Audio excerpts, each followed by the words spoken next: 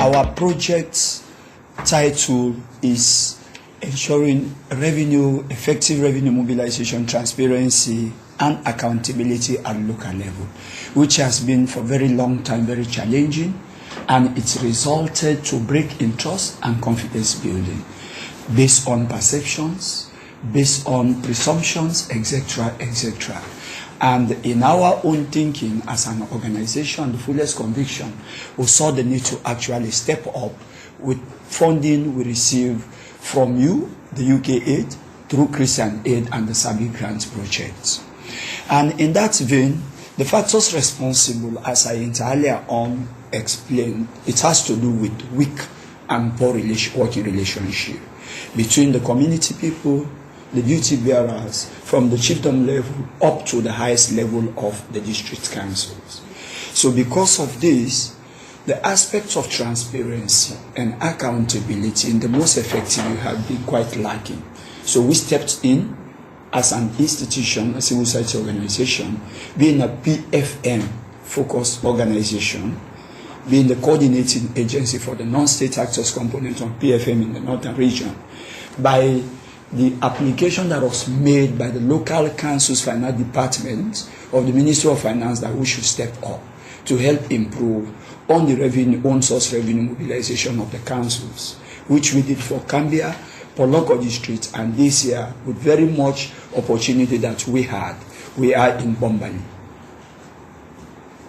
And also the other issue, the lack of motivation, because feedback mechanism has not been fully implemented, and in some areas it was not even established. That has been the cries of the people. They said, we are honoring our obligation as citizens, but little we know about the funds that are really being received from us. So because of this, we applied two concepts approach. That is the peace building approach, looking at making amends between community people and duty bearers. Whereas in certain communities, when we go, we realize or observe that there are differences. We stepped up, working collectively with the community people to resolve the differences. And we also apply the concept of the human rights approach, thereby teaching the people on their rights and responsibilities towards developing their communities, thereby honoring their tax payments obligation as a commitment, which also turn the coin round to make them patriotic citizens and law-abiding.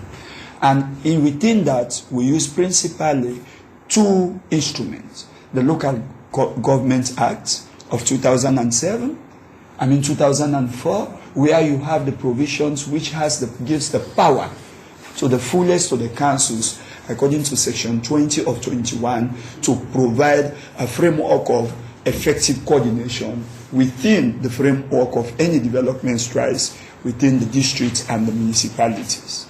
So therefore, when we use this, we saw a lot of gains. People's awareness was highly raised in terms of the importance and the relevance of the task. The high queues were really combated, and perceptions.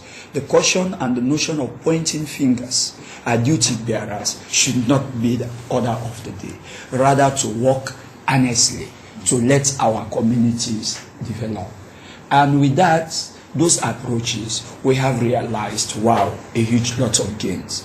And in that same vein, we also contribute to build relationships, which is one of the niche of the Sabi grants, which we were really opportune to win over, cutting across community people and the duty bearer to speak with the same voice in the area of own source revenue mobilization. And now you can see in the area of the decision making, the people with disabilities who are our best interest partners in our project, and before this time having a gender lens. That is our gender officer Madiana and the Jesse Foka person, who always ensures that each of the marginalized groups are meaningfully and equally represented, taking on board also the importance of women in development and as well as the youth. So now in terms of decision-making relationship, we have tried our best through the support of our traditional leaders, the district council administration,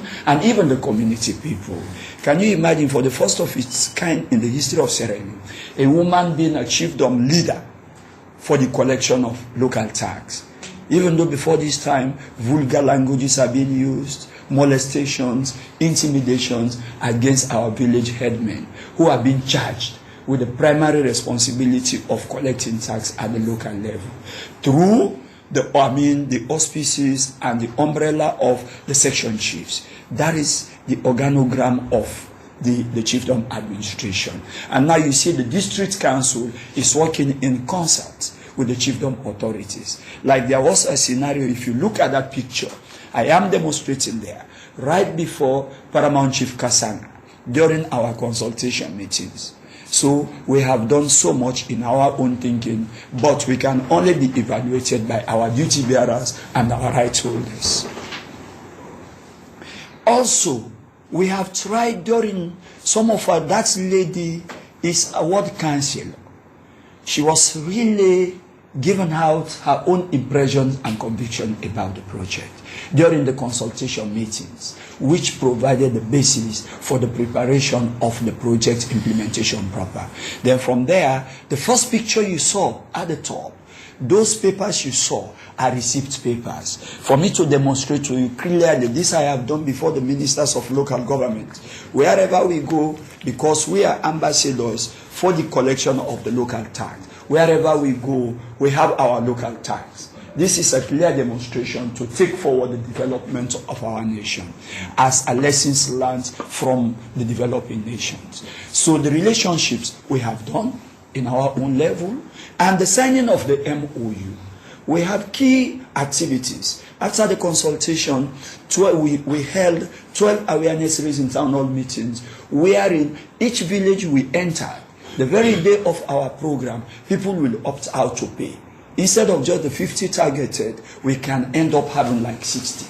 In fact, there are some communities, the very day we enter, like Mayamba in Bendemu Chiefdom, the same day the entire book, local tax book got finished. Then in some area where they used to sell out only a single book, this time they call for 2. And the relationships were succeeded because of the two-track approach. We also sometimes use the Financial Act of 2018. Watch it says, if you evade tax, you are culpable by the law. We also tell the people about the consequences attached as a citizen when you deflout to pay the tax. That is cheating to the nation and cheating to your fellow citizens, because you are making use of all the facilities that are being provided by government. And the only way I will be able to hold you accountable, like my SD or my Paramount Chief, I paid my tax. Why is development not really felt in my community? That used to be our message. You can go ahead. In the area of the memory, the MOU sign, it's a kind of commitment emphasis. To strengthen the commitment, after the phase out of the project, the district council will take the fullest control over the structures, because we establish structures at the community level, committees. Voluntarily, these people are being drawn from within the communities of the project. They are there to support the chiefs in our absence, to work from house to house, engaging the people on the message of the relevance of the tax payment, and if you don't pay, the consequences will face. Then the MOU, the MOU was signed during our district dialogue forum meeting, where we brought together 50 representatives from the both district council, from the city council, from the chiefdom authorities, as well as the community people, who were included, the World Development Committee members. You have the youth, people with disability, women folks, and other people, because we want to diverse, and inclusivity was the principal focus. But let me reiterate here, the communities where we are operating, we are not identified by us. They were identified by the past good work of the SABI team of Christian Aid in concert with Restless Development and SLAV. Those problems they met, especially the exclusive marginalization of some of these marginalized groups in terms of not having say in governance, in decision making, and even to provide suggestions and recommendations that can immensely impact the development of those communities, will step up as a civil society organization. Officially, only one MOU that was to be signed, but with a very sound relationship. Now the city council yesterday again, we signed an MOU. An MOU which comprised of the city council of McKinney, the district council, the non-state actors, and other civil society organizations, the district budget oversight committee members, facilitated by DADA. Our niche is to expand and establish good synergies, collaborations, and partnership. Now we have prevailed on civil society to make a paradigm shift. Instead of just sitting on the media, bashing duty bearers, holding them accountable, without them having given direct responsibility and contribution to what they're supposed to do to add value to the work. Now we have changed during the district budget bilateral discussion. Dada is heading Group 2 for the national policy hearing and budget bilateral discussions for every year, which after we travel back to upcountry where we walk through our district structures. By and large, this is what we have done. Please take me to the constraints. Now the crisis has been, okay, during the project, we have district focus group discussions where the issue of the establishment and signing of the MOU emerged. Then from there, we have the dialogue. The dialogues at chiefdom level, the accountability at chiefdom level in each of the project targeted chiefdom. But the cry had been, we are very limited in terms of scope. We received 250 million for this project. And wherever we are the very first organization to sit on the media to inform our constituents that this is the quantum of money we have received for social program. These are the targeted beneficiaries. These are the communities. These are the chiefdom. We leave no room. We leave no stone unturned. If you want to monitor us, you need not to get onto us. Just go, you will meet our footprints.